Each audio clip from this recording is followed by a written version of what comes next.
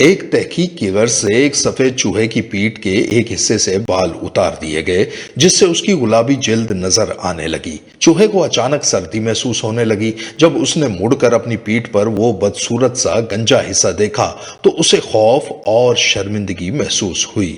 اسے لگا کہ لیبارٹری میں موجود سب لوگ اس پر ہنس رہے ہیں اور اسی کے بارے میں بات کر رہے ہیں۔ اسے محسوس ہوا کہ وہ دوسرے چوہوں سے مختلف ہے، اس لیے وہ چھپ گیا۔ اس نے اپنے جسم کو پنجرے کے ایک تاریک کونے میں زور سے دبا لیا۔ وہ اپنی پیٹھ کو دیوار کے ساتھ اس طرح چپکانے لگا کہ گنجا حصہ چھپ جائے، لیکن بار بار رگڑنے سے وہ زخم مزید خراب ہونے لگا۔ وہ مسلسل اس جگہ کو دیوار سے رگڑتا رہا۔ وہ مڑنے سے بھی ڈرتا تھا، یہاں تک کہ اس نے کھانا پینا بھی بہت کم شروع کر دیا۔ وہ اسی حالت میں رہا یہاں تک کہ زخم میں انفیکشن ہو گیا اور وہ ناسور بن گیا۔ آخرکار بہت زیادہ خون بہنے لگا اور وہ مر گیا۔ وہ درد میں مر گیا، اپنی ایک کمزوری کے بارے میں حد سے زیادہ سوچتے ہوئے۔ نفسیات میں اس حالت کو سپوٹ لائٹ ایفیکٹ کہا جاتا ہے۔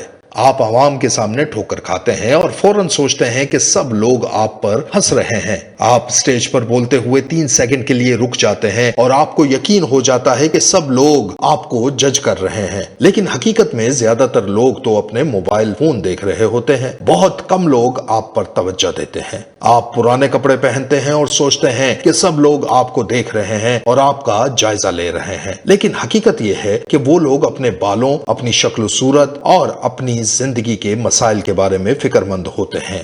آپ کو لگتا ہے کہ آپ ایک سپوٹ لائٹ کے نیچے کھڑے ہیں، لیکن حقیقت یہ ہے کہ دوسرے لوگ اپنی زندگیوں میں اتنے مصروف ہوتے ہیں کہ ان کے پاس آپ کو دیکھنے کا وقت ہی نہیں ہوتا۔ آپ کی شرمندگی، آپ کی پریشانی اور آپ کے ذہن میں چلنے والا ڈرامہ اکثر صرف ایک ایسے ڈرامے کی طرح ہوتا ہے جس میں صرف ایک ہی کردار ہوتا ہے اور کوئی تماشائی نہیں ہوتا۔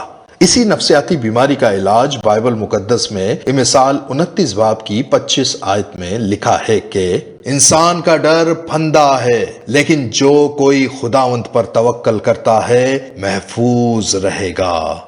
آمین۔